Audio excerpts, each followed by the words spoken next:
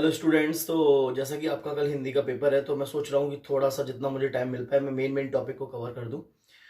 तो जैसा कि आपको पता है कि आपकी जो व्याकरण है, आपका जो ग्रामर है, उसमें दो हैं, दो चीज़ हैं, एक भाषा बोध और एक काव्य बोध।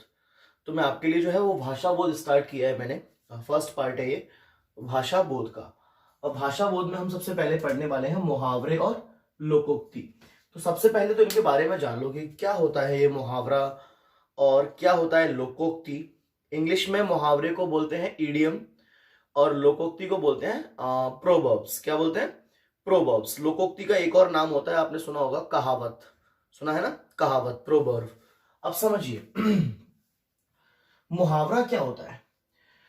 तो बेटा मुहावरा एक ऐसा वाक्यांश है, एक ऐसा कथन है। वाक्यांश, बात समझना मेरी। मुहावरा एक ऐसा वाक्यांश, वाक्यांश मतलब वाक्य का अंश, वाक्य का अंश मतलब भाग, यानी मुहावरा वाक्य का अंश होता है। समझिए, आपको पहला पॉइंट क्या मिला कि मुहावरा कंप्लीट वाक्य नहीं है, पूरा पूर्ण वाक्य नहीं है, वाक्य का अंश है। तो मुहावरा एक ऐसा वाक्यांश है या ऐसा कथन है जो एक विशेष अर्थ प्रदान करता है। जैसे मैंने बोला कि 9 2 11 होना। अब 9 2 11 का मतलब क्या होता है? भाग जाना। क्या होता है? भाग जाना।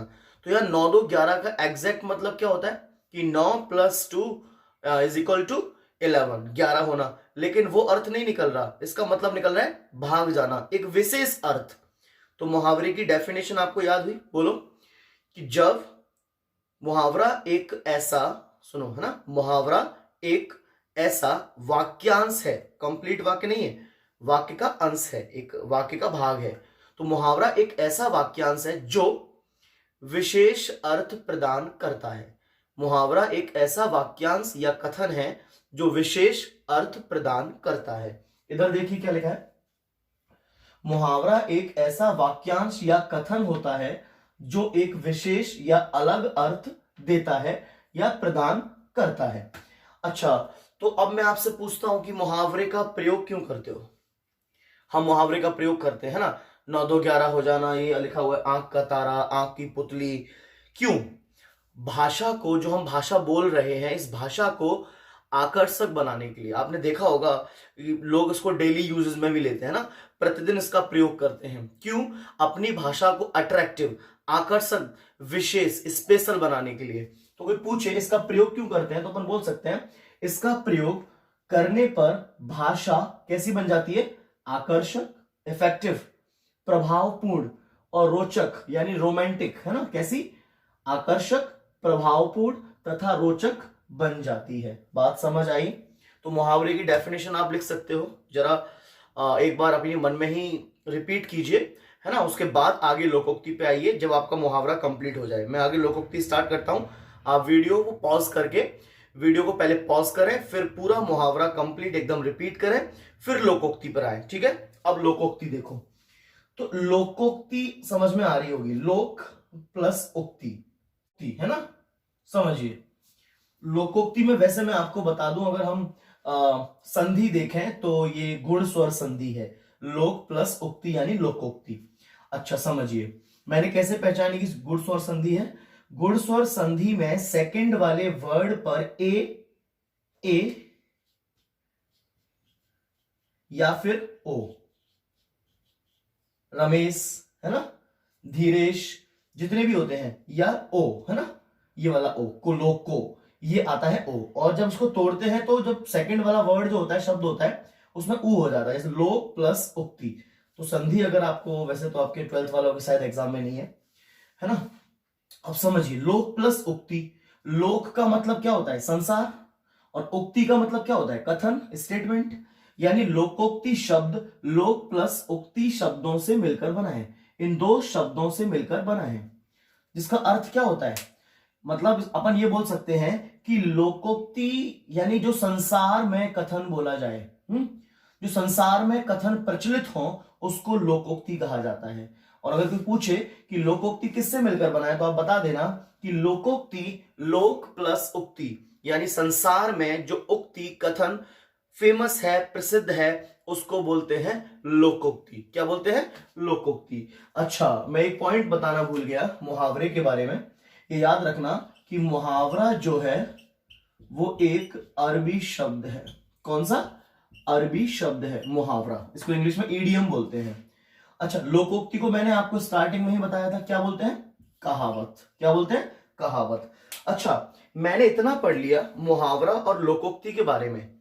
एक और चीज ध्यान रखें, लोकोक्ति एक पूर्ण वाक्य है, जैसे कि मुहावरा वाक्य का अंश है, लेकिन लोकोक्ति एक पूर्ण वाक्य है ना।